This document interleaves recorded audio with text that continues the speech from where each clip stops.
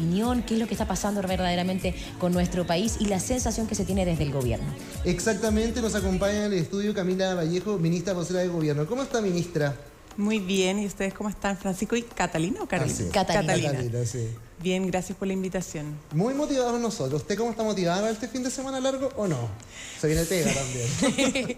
Es que en verdad, si nuestro fin de semana en general, sí. igual seguimos trabajando. Exacto. Espero tener una pausita, un suspiro mañana, porque estoy de cumpleaños, así que ahí que me den permiso para poder al menos cantar el cumpleaños feliz. No, celebrarse un poco siempre es necesario, sobre todo en este año, digamos, lo conversamos, digamos, fuera de las cámaras propiamente tal.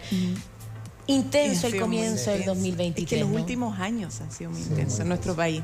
Demasiado. Pero es como que se nos pasa vista, pero entre pandemia, estallido social, hemos tenido, y muchas elecciones, una tras otra, momentos como bien álgidos. Sí, entonces, hay un agotamiento ahí también de ir a votar y todo el cuento, ¿no? Claro, obviamente, pero hay que volver a recuperar, ¿cierto?, el ánimo, porque son elecciones importantes y cada persona es muy importante en estos procesos. Exacto. No solo porque el voto es obligatorio, sino porque marca, la decisión a través del voto marca historia, marca presente y futuro del país, marca los destinos de nuestro país. Y todas las que son comunales, las que te llegan más directamente, porque como hablábamos antes, ¿cierto?, el vecino o la vecina que está preocupada de la pavimentación, de que le poden en el árbol, eso tiene que ver con el municipio. Entonces, elegir bien para un municipio importante, para el Parlamento donde se votan las leyes, para los gobiernos regionales, que los gobernadores están adquiriendo cada vez más relevancia y estamos con un proceso de descentralización del cual podemos hablar también, que les va a dar más recursos, mayor toma de decisiones. Y ahora el proceso constituyente, que es el segundo intento que hacemos para tener una constitución que nos satisfaga a todos, nuestra expectativa.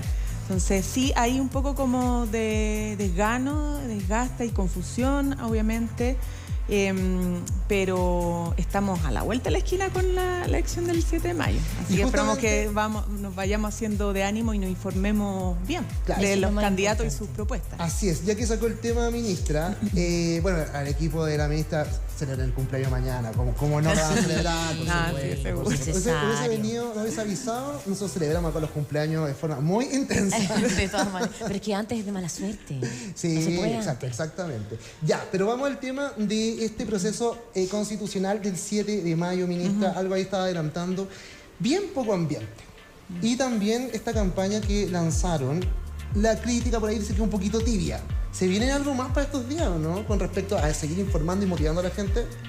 Bueno, el proceso es mucho más apretado que el anterior. Claro. Antes teníamos como más meses entre medio de cada elección, ¿no? Más tiempo de preparación. Entonces hemos tenido que todos como ajustarnos más para poder enfrentar las distintas etapas del proceso constituyente actual. Nosotros venimos preparando, hace semanas la primera etapa de la campaña, que es una campaña evidentemente muy informativa de el día de la elección, qué es lo que se vota, en las páginas donde puedes informar sobre tus locales de votación, y un llamado a recobrar, ¿cierto?, el sentido de la importancia que cada uno tiene en este proceso, no solamente del proceso mismo. Votar es importante porque tu voto es importante, porque tú eres importante, porque cada uno es importante. Y luego va a venir otra etapa, como lo hicimos la vez pasada.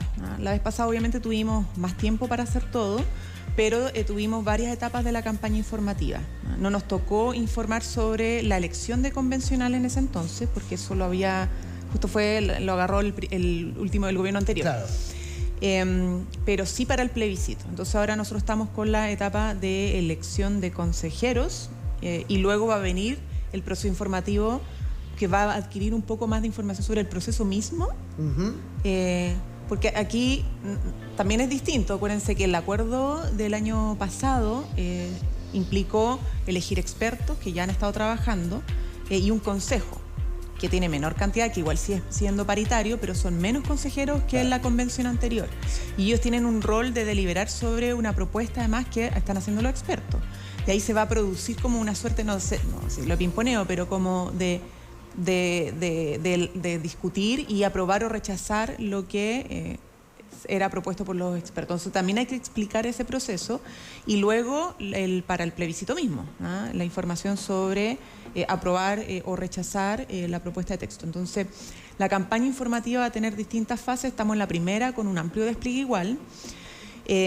por medios regionales, nos aprobó el Consejo Nacional de Televisión para poder transmitirlo a la televisión, ya se está transmitiendo a la televisión, va a estar presente en el metro, en los hospitales, hicimos algo con salud para que pudiera transmitirse para los usuarios que están en espera de repente en los hospitales, eso también es importante, redes sociales y otras plataformas, así que ya está desplegada y van a venir más, obviamente, spot y campañas informativas. Imágenes. Lo vemos todos los días, ministra. Sí, para que no digan que no. Bueno, lo divertido es que, claro, han criticado sectores de la oposición, pero fue lo mismo que me llevaron a Contraloría, nos llevó al gobierno a Contraloría, porque según ellos, la campaña de Vota Informado del año pasado era una campaña de intervencionismo electoral.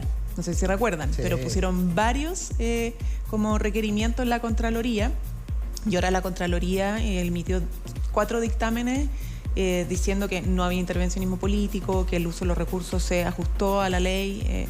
Por lo tanto, eso es súper importante decirlo porque hubo meses donde se instaló la idea de que habíamos hecho intervencionismo y ahora la Contraloría General de la República señaló todo lo contrario, ¿no? Que nuestra campaña informativa fue responsable, que se ajustó a derecho, a las normas y que, por cierto, no hubo ningún tipo de intervencionismo electoral. Bueno, ese mismo sector nos está pidiendo hacer campaña, pero ahí está la campaña. La campaña se preparó, está corriendo y vamos a seguir informando, por cierto, todo lo que tengamos que informar como gobierno. Complementando lo que hace el CERVEL, porque el CERVEL es la institución principal en estos procesos electorales. Y siempre recordar lo importante de cierto, formar parte de cada uno de estos procesos, porque lo mencionaba, querida ministra, sino que lo que tiene relación con el expresar lo que uno verdaderamente quiere para su país, para su comuna. Entonces es súper importante que nos tomemos ese tiempo extra de analizar esta situación y verdaderamente quedarnos con la mejor persona que represente nuestro pensar o lo que queremos para nuestra sociedad. Oye, una de las cosas también que ha marcado la pauta ha sido este logro, ¿cierto? La ley de las 40 horas, que también fue una lucha larga de varios años. ¿Cómo es para ti, digamos, el poder honrosamente ya contar con esta ley que justamente el miércoles ya se publicó en el Diario Oficial? Bueno, cumplir un sueño, porque es de esos proyectos que creo que le dan mucho sentido a estar en política. Desde que nos imaginamos una sociedad con una jornada laboral más corta, fue como, esto realmente puede hacer un cambio significativo, no solo por el impacto de lo laboral, como un derecho laboral, el derecho de tener jornadas laborales más dignas, sino porque cómo va impactando en la calidad de vida de los trabajadores, su familia, su entorno, sus posibilidades de desarrollo. Si ustedes piensan, la jornada laboral ordena igual la jornada escolar, como que ordena todo, gran parte de lo que es nuestra vida. Entonces, el que se reduzca nos permite como reorganizar de mejor forma también nuestros tiempos en otras áreas. Y porque en ese entonces fue antes del estallido social, cuando estábamos en plena campaña, me acuerdo con la diputada Carol Carriera estábamos levantando el concierto por las 40 horas, el festival de las 40 horas, peleando el permiso en Santiago, y ya estamos a punto de hacerlo y se produce el estallido social. Pero claro, era evidente que venía como un malestar muy grande porque nosotros de hecho decíamos, oye, esto es una olla a presión, si la gente está cansada, hay problemas de salud mental, los niños y niñas los tenemos un poco abandonados, etcétera. Entonces, después de 6 años de pelearla en el Tribunal Constitucional, porque lo mandaron al Tribunal Constitucional, primero declararon que era inadmisible en el Congreso el proyecto. Tuvimos que pedir la votación para que se declarara admisible y pudiéramos tramitarlo. Ganamos esa votación. Luego toda la pelea en la Comisión de Trabajo, porque ahí también fue una batalla para poder hacer avanzarlo. O sea, por hacer avanzar el proyecto con caricaturas mediante del gobierno ese entonces. Lo ganamos en el Tribunal Constitucional con la ayuda del abogado Patricio Zapata, que siempre le reconozco el aporte que nos hizo y la colaboración, siendo además de un sector político distinto. Y recorriendo Chile, porque hicimos varias, o sea, yo me acuerdo de Magallanes al norte, como haciendo encuentros, seminarios para conversar las 40 horas. Bueno, fue largo y gracias a que el presidente de la República, el presidente Boric, lo puso en su programa, mandató a la ministra Janet Jara a sacarlo adelante, el liderazgo de la ministra, que es dialogante, bueno, una mujer muy inteligente que logró sentar en la mesa a distintos actores, permitió que esto saliera y que fuera posible, ¿no? Entonces, Es muy satisfactorio ver a la gente emocionada, que diga gracias por las 40 horas. Es muy reconfortante además poder demostrar que la política es capaz de responder a las necesidades de la gente. O sea, que esa es la idea. Es que eso yo encuentro Claro. que es lo más importante en el momento. Exacto. Que nadie cree en nada, como que mucha desafección, como que solo ve peleas. Sí. Sí, eso es lo que pasa. Sí. Que en este proyecto que es tan significativo para la gente, la política haya sido capaz de responder, de sentar a empresarios, trabajadores, políticos de distintas veredas y decir, ya, ok, estamos aquí, estamos de acuerdo en esto, saquémoslo adelante. Y eso y en tiempo, encuentro que es genial. Sí, y en tiempo en que es difícil ponerse de acuerdo, porque hay que decir que el Congreso es un Sobre todo en reality tiempos show. electorales. Es un Además, reality show, hay que porque decirlo. Y lo decimos, porque siempre lo repetimos, y lo decimos transparentemente, la gente también que nos llama a todos nosotros, tiene esa sensación, ¿cierto? Como de que, oye, ya están peleando con esto. Y en realidad, la gente que está en la casa a veces le da lo mismo, ¿me entiendes? Como las peleas que incluso a veces se van a lo personal. Entonces también eso es, loda sin duda, ministra, la política. Así es. Usted fue diputada, entonces lo sabe cómo funciona ese mundo. Pero el tema de las 40 horas, tengo la sensación de que es una cuestión muy transversal. Sí hay personas que no están de acuerdo. Principalmente quizás puede ser por el tema de las pymes, que también eso hay que aclarar esos puntos, porque quizás a veces son informaciones que están como volando, pero concretamente, ¿por qué con las pymes? Uno. Y dos, también que es progresivo, ¿cierto? Esto no es una cuestión que de mañana. Ahora, sí felicitar a las empresas que se adelantaron. Sí, y que el 90% son pymes. Pero yo agradezco el punto, Francisco, porque, bueno, es transversal, pero no 100%. No. Recuerden que los republicanos votaron en contra de las 40 horas. Así es.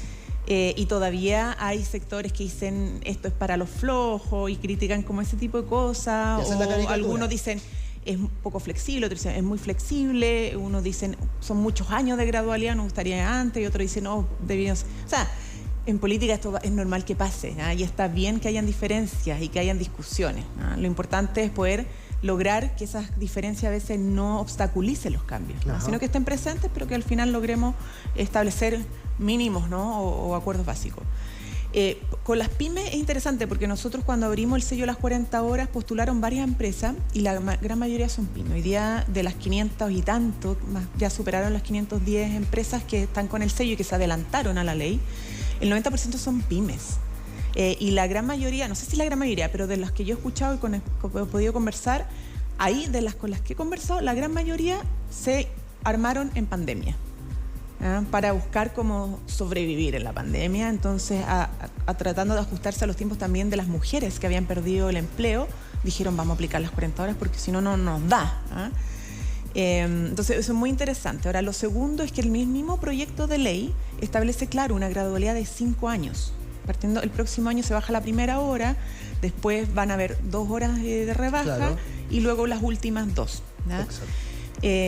Pero se pueden adelantar esos tiempos. Claro. Pero te permite que en el fondo, si a ti te cuesta más, entonces te demos un lapso de tiempo más. Claro.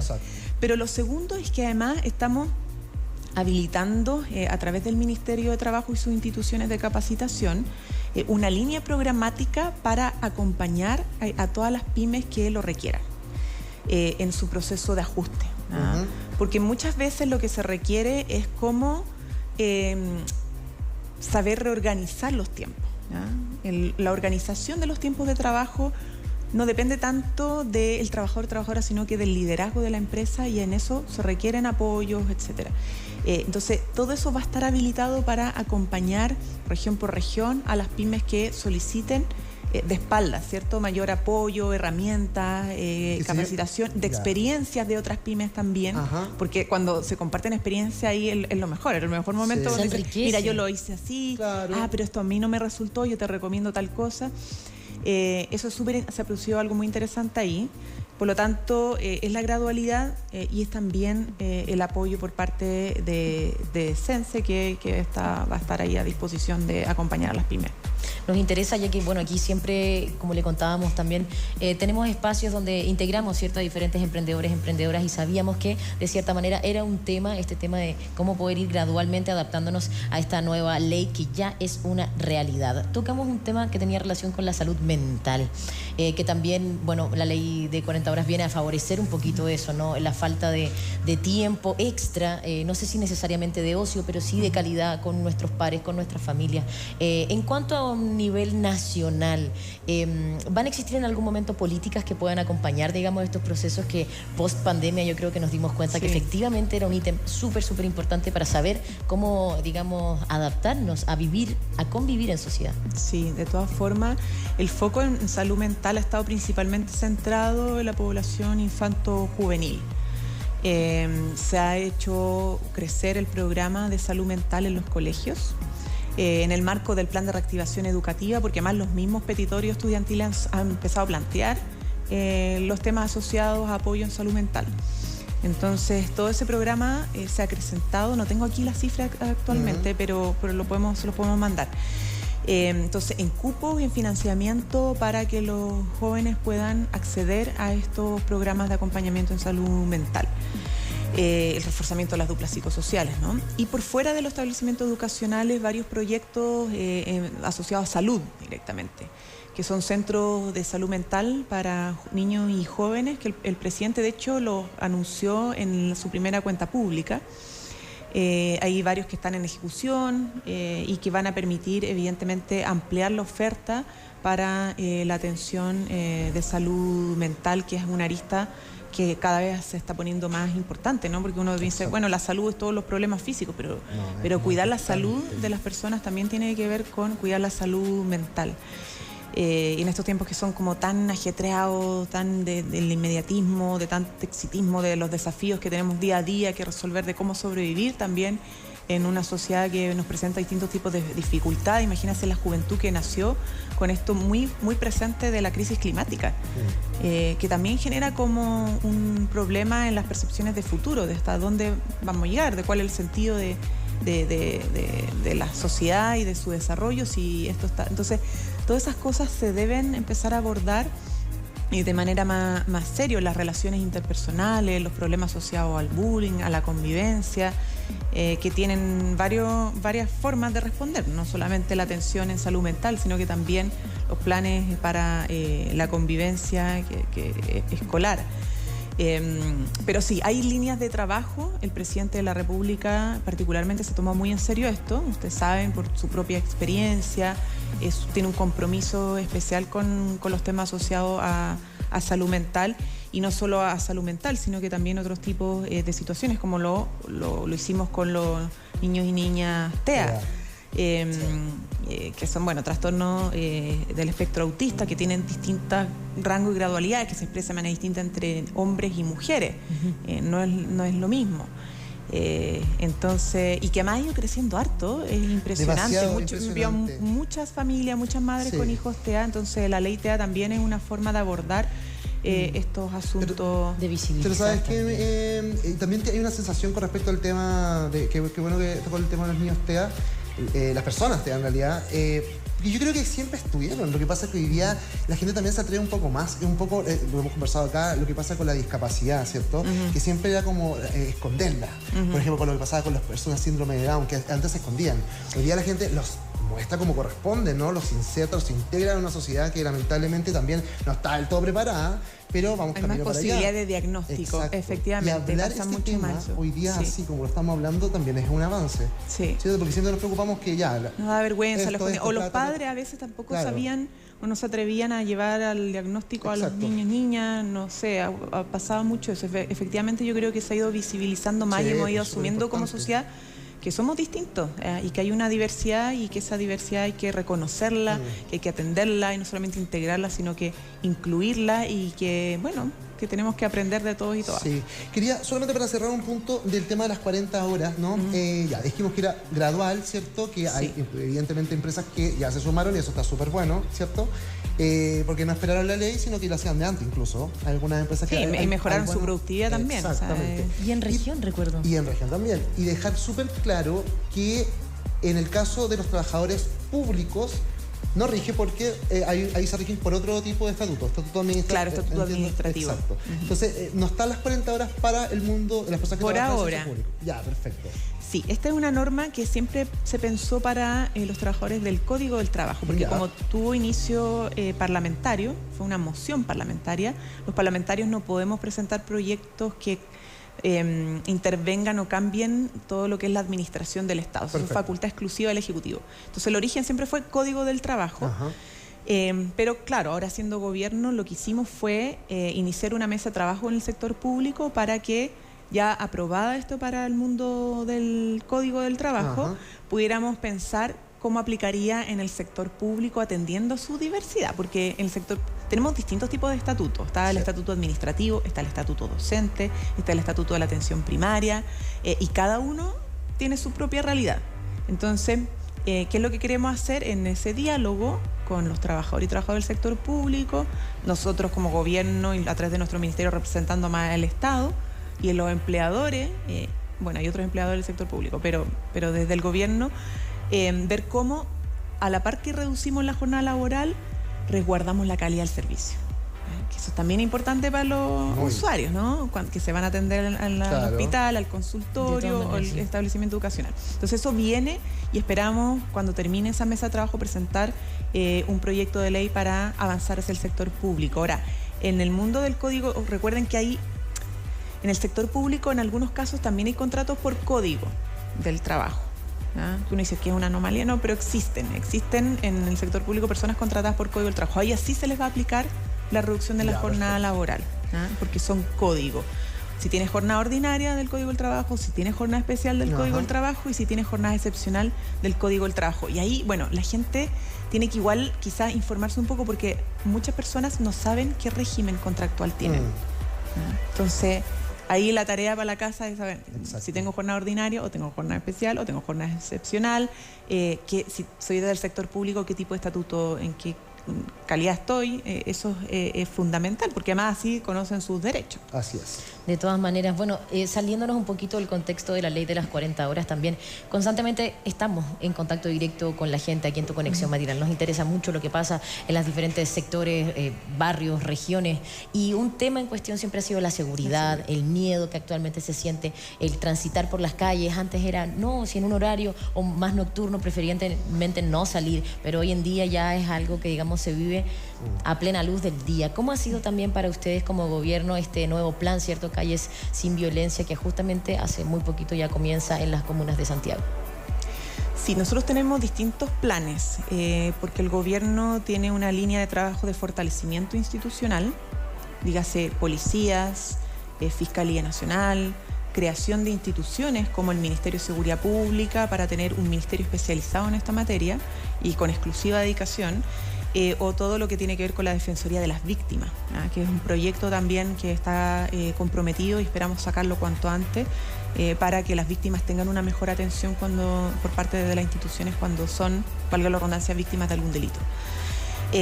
Hay otra parte que tiene que ver con la persecución penal para terminar con la impunidad, porque hay delitos que tienen imputados no conocidos. O sea, los homicidios, por ejemplo, se han incrementado. Antes tú sabías más o menos por una riña, que era el vecino o el familiar, que en una riña terminaba quitándole la vida a otra persona. Ahora hay muchos más imputados desconocidos y por lo tanto los procedimientos para garantizar que haya justicia y que no haya impunidad se están trabajando. Y todo lo que es la parte como más operativa, ¿no? La del despliegue en el terreno. Eso tiene una parte que es preventiva, una parte que es obviamente también de control, fiscalización y otra parte que es de persecución. Claro. Y ahí, bueno, trabajan distintas instituciones también. Entonces, por un lado tenemos el plan Calles sin Violencia, pero que está focalizado principalmente en los lugares donde se concentran mayor cantidad de delitos violentos, particularmente homicidios. Ese es el foco principal del plan Calles sin Violencia. Y que se adelantó, por eso, recordemos. Lo adelantamos, obviamente, porque por el caso del asesinato del sargento Palma, esto ya partió en Santiago el lunes. Claro. Tenemos 22 comunas de la región metropolitana y eso tiene un componente, como les decía, de persecución en el caso de crimen organizado, narcotráfico, de fiscalización por uso de armas y porte de armas. De hecho, ya hemos logrado incautar 35 armas y hay 337 detenidos en lo que va y la otra parte que tiene que ver con fiscalización por incivilidades o deterioro barrial. Claro. Entonces, los patrullajes, etcétera.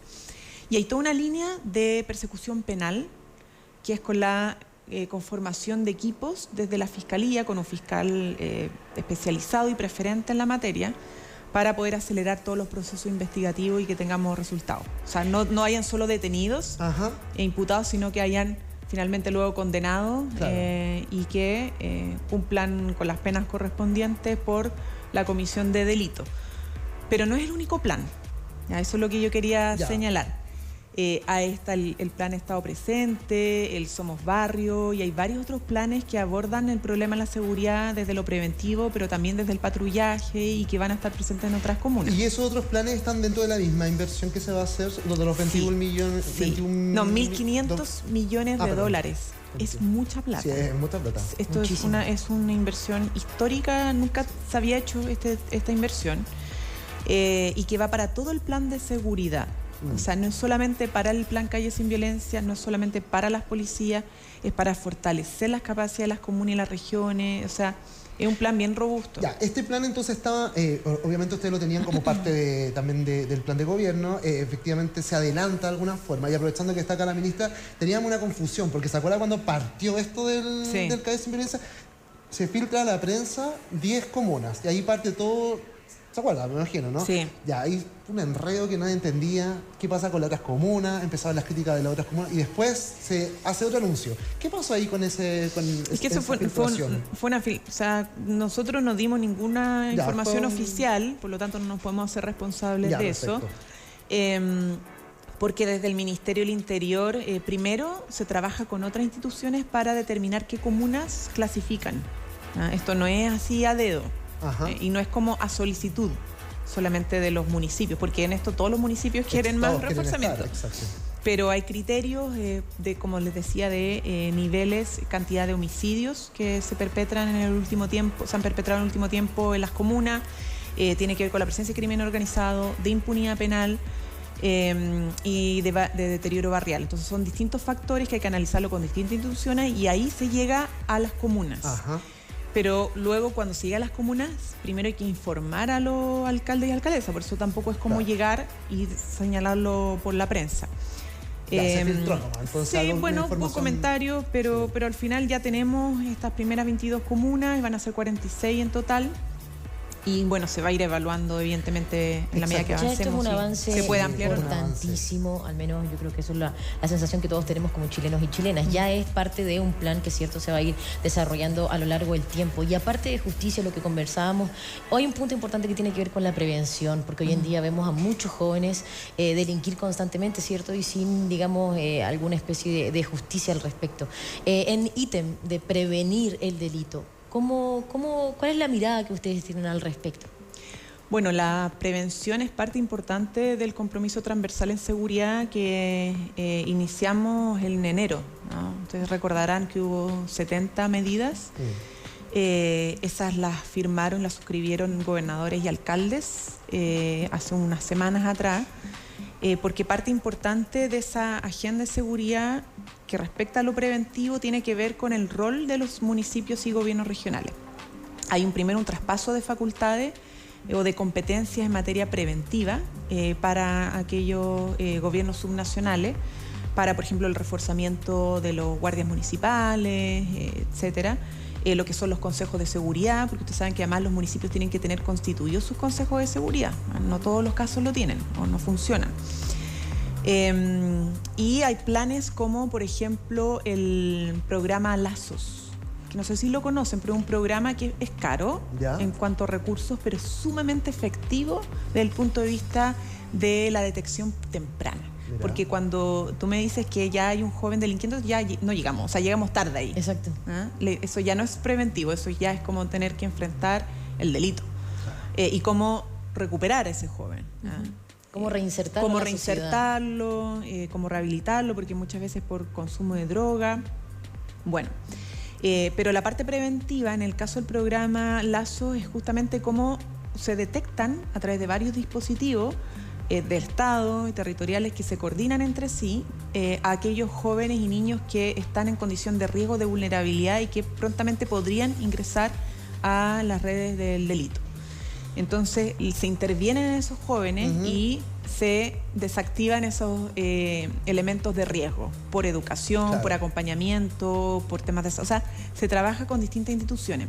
Y ese programa se amplía y se fortalece. Claro. Así que hay una parte como un ejemplo concreto que tiene que ver con la prevención y garante. Sí. Pero también la inversión en recuperación de espacios públicos, iluminación, plaza. Sí. Eso está muy presente en la inversión de Subdere. Yo sé que la ministra tiene una agenda. Estamos tan relajados conversando, porque en realidad es el idea del programa.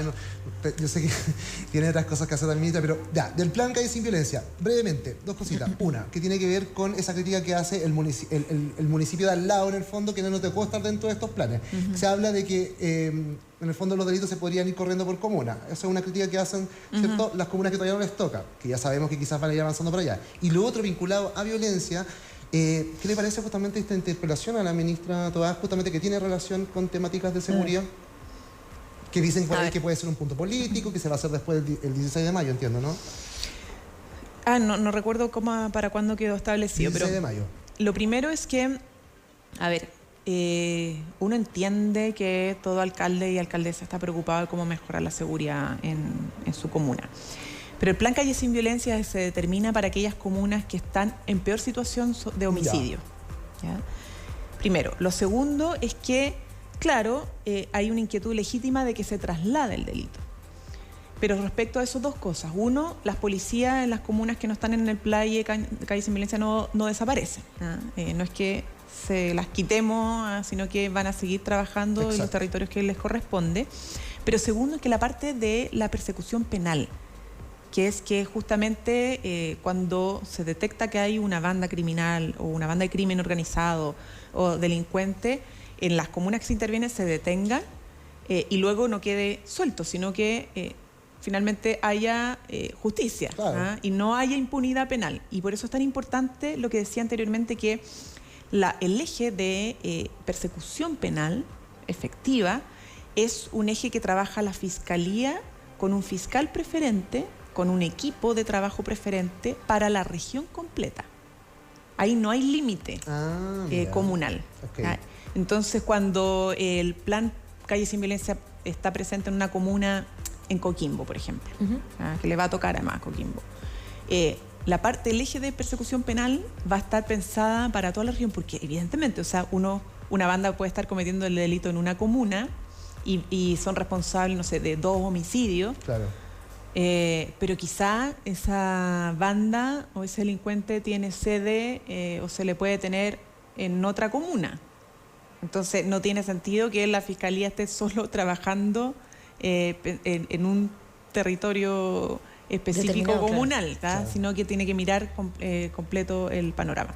Por eso hay la tranquilidad de que hay ejes donde inevitablemente la mirada tiene que estar puesta en toda la región y no solamente en una comuna. Ya, y con respecto a la interpelación... y con respecto a la interpelación. Bueno, mira, esto es muy simple. Las interpelaciones son facultades de los parlamentarios. Cuando las aprueban es parte de...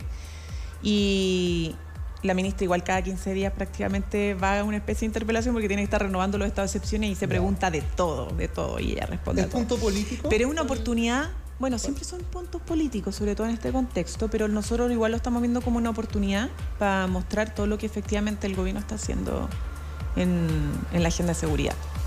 Perfecto. Así que, bien, nos parece, porque hay mucho que mostrar, cosas que además son hechos, no son solamente palabras.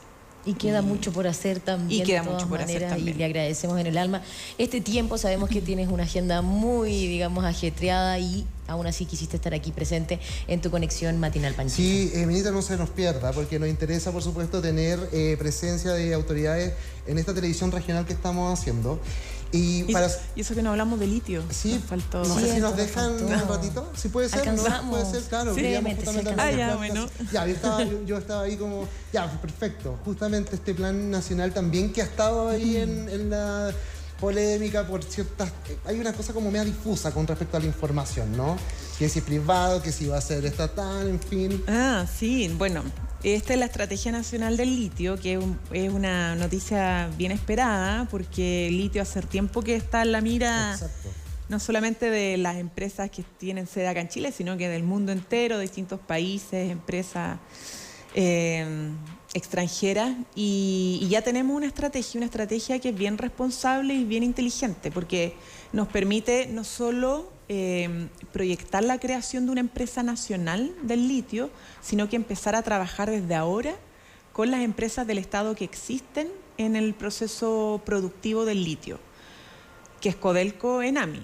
Ahora principalmente Codelco, que tiene giro minero y que explota el cobre, pero que la idea es que empiece a ya participar en la explotación del litio y la producción del litio en el salar de Atacama, que es el único salar que hoy día cuenta con explotación de dos empresas, pero que son privadas, que es SQM y Albemarle. Entonces, vamos a presentar un proyecto de empresa nacional de litio para crearla. Eso tiene que pasar por el Congreso, ¿ya?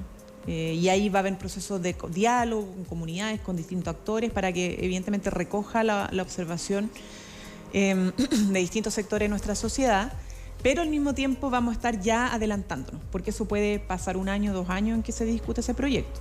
Lo importante es que entremos ahora. Y Argentina lo tenemos atrás. Que está claro, ahí. está Argentina y Bolivia, que es como el triángulo del litio que claro. dicen. Pero bueno, nosotros tenemos la tercera reserva más grande de litio, somos el segundo país productor de litio, pero en la producción solo están participando privados. Entonces es importante que el Estado, que ya es dueño de los salares, o sea, nosotros no estamos estatizando nada, porque ya son del Estado, entonces no se puede estatizar algo que ya es del Estado. Y en ese sentido lo que estamos tratando de hacer es que el Estado se involucre en el proceso productivo para crear una industria sostenible de litio. Y esa es la invitación que estamos haciendo en el fondo con los privados. Otro punto importante, al menos personalmente con todo lo que está pasando con el litio, es cómo se va a lograr proteger, digamos, esta red de salares. ¿Se tiene en consideración, me imagino, poder utilizar tecnologías de bajo impacto ambiental? Sí, la extracción directa es la que queremos introducir ahora para que tengamos un proceso de explotación más sostenible, más amigable con el medio ambiente. No, todo proceso de explotación de recursos naturales tiene cierto impacto, eso es inevitable, pero la extracción directa nos permite evitar el consumo excesivo de agua, por ejemplo. Y una tecnología que se puede implementar acá. Entonces, la idea de esta asociación público-privada es que también nos permita generar esta tecnología para proteger de mejor forma los salares, pero también la creación del Instituto de Tecnológico e Innovación de Litio y Salares, porque eso nos permite estudiar de mejor forma también los salares, que son distintos unos de los otros. Son como ecosistemas propios en sí mismos. Y lo otro es el 30% de la protección de los ecosistemas de litio, que es un compromiso de esta estrategia. O sea, que vamos a tener espacios reservados y protegidos y donde no se puede intervenir. Aclarar entonces con respecto a esto, esta figura público-privado, ¿no? No es que los privados queden fuera. Se respeta, por supuesto, los contratos que están. No, todo lo contrario, los privados están siendo invitados, porque imagínate que hoy día tenemos solo 2 privados. O sea, hoy día los únicos que explotan el litio son privados. Y son 2 empresas en el salar de Atacama, que es el que concentra el 90% de la reserva. Pero hay otros salares, algunos están siendo explorados, otros nunca se han explorado, y que evidentemente hay otras empresas que quieren ver si pueden participar. Entonces, lo que estamos haciendo es, si van a poder participar, el Estado va a estar presente y vamos a tener que asociarnos para esa explotación. Entonces, se abre un espacio de participación del mundo privado que es muy interesante, y por eso ha sido celebrado por las empresas internacionales que tienen giro minero. Y estamos contra el tiempo también con respecto al tema de la explotación del litio, ¿no? Sí, o sea, no sé, la idea siempre fue que este país pudiera haber tomado la decisión antes, ¿no? Pero bueno, yo creo que nunca es tan tarde. El litio es una reserva que tenemos importantísima en Chile y que estamos hoy día partiendo, y que independientemente de los ciclos del precio, va a seguir siendo importante al menos diría yo durante 20, 30 años. No, y además comprendiendo el contexto de la alta demanda también mundial y todo lo que está pasando, además todo lo que va a llegar a enriquecer, ¿cierto? Sí. El formar políticas públicas relacionadas al litio, porque esto va a venir, digamos, también a conformar nuevos hospitales, nuevas escuelas también. Mencionar eso brevemente sería interesante. Sí, porque bueno, nos va a traer importantes recursos. Bueno, todo lo que es explotación de minerales depende mucho de las fluctuaciones de los precios, que es lo que nos pasa con el cobre, pero nadie puede negar que el cobre es importante para la generación de riqueza en nuestro país, Claro. independientemente de los cambios en su valor. El litio va a pasar algo similar con el litio, pero lo que es mejor con el litio es que vamos a generar mayor valor agregado. Por eso esto de una industria sostenible con valor agregado que nos permita acompañar al instituto, incorporar tecnología, pensemos por ejemplo en que en Chile pueda construir no baterías, o sea, baterías de almacenamiento, por ejemplo, porque nosotros tenemos otro potencial que es de la energía solar y la energía solar requiere de baterías de almacenamiento. Entonces podemos soñar con ese futuro que no tiene por qué ser tan lejano, ¿no? Entonces sí, y porque además la riqueza que nos permitiría producir el litio, claro, pues pensar en obras, en hospitales, escuelas, puentes, etcétera. O sea, que podamos en momentos de altos ingresos para el país por concepto de litio, financiar proyectos de desarrollo en distintas regiones. Y esperemos que sea así, que se logran, por supuesto, llegar ahí a los acuerdos que corresponden, que eso es súper importante. Y bueno, agradecerle, ministra, su presencia. Lo último, yo sé que lo dijo... Bueno, el acuerdo importante es lo que se logre con las empresas que están presentes ahora, porque claro, ellos les vamos a respetar sus contratos. Así es. Voy a precisar eso, claro. Ellos tienen contratos de arrendamiento, no son concesiones. Ya. SQM y Albemarle, que actualmente explotan el Salar de Atacama. SQM le vence el contrato el 2030 y Albemarle el 2043, si no me equivoco. Ya, y 42. se respeta entonces ese... Claro, pero para poder entrar antes nosotros hay que generar un acuerdo con ellos. Y eso es lo que hoy día tiene como mandato Codelco, que es una empresa reconocida a nivel internacional y que, bueno, tiene todas las capacidades, yo creo, para llegar a ese entendimiento Claro. y esperamos que tenga un entendimiento con la empresa para que podamos entrar antes y no dependa, obviamente, del proyecto de ley de la creación de la empresa nacional, sino que el Estado tenga ya una participación en el corto plazo. Pero como se dice por ahí, noticia en desarrollo. En desarrollo. Exacto. Ya, ministra, lo último. Yo sé que lo dijo en el diario de La Cuarta, yo sé lo que me va a decir, pero igual. Cuando era dirigente estudiantil, quizás no pensó si iba a ser diputada. Puede ser que sí, uno no sabe. Si es diputada, pasó a ministra, ¿no? Y se habla por ahí, o más bien, no sé, ¿se imagina usted en algún momento ser candidata presidencial o no? Tengo que hacer la pregunta, porque en realidad es lo que está ahí dando que hablar. Bueno, yo lo respondí, no, y además que yo tengo un mandato ahora y estoy abocada 100% a hacer el trabajo que el presidente de la República me ha encomendado como ministra de Estado. Y tengo la confianza para eso. Para nada más y no se me ha pasado, obviamente, por la cabeza. Ya. Así que creo que además no corresponde. Estamos en un momento de ser gobierno y creo que no. A mí no me parece que es de buen gusto estar hablando de eso cuando uno es ministro de un gobierno, de un presidente que está en pleno ejercicio. Enfocada, por supuesto, en su idea. cargo. Ok, Sí. pero nos quedó súper claro. Sí, y la idea, que lo pase obviamente. bien mañana el cumpleaños. Sí, que tengan un Gracias. buen día. De todas maneras, muchas gracias por estar aquí en el Matinal de las Regiones. Nosotros vamos a una breve pausa comercial. Acabamos de conversar con nuestra ministra Camila Vallejo. Nos vamos a una breve pausa y ya estamos de regreso.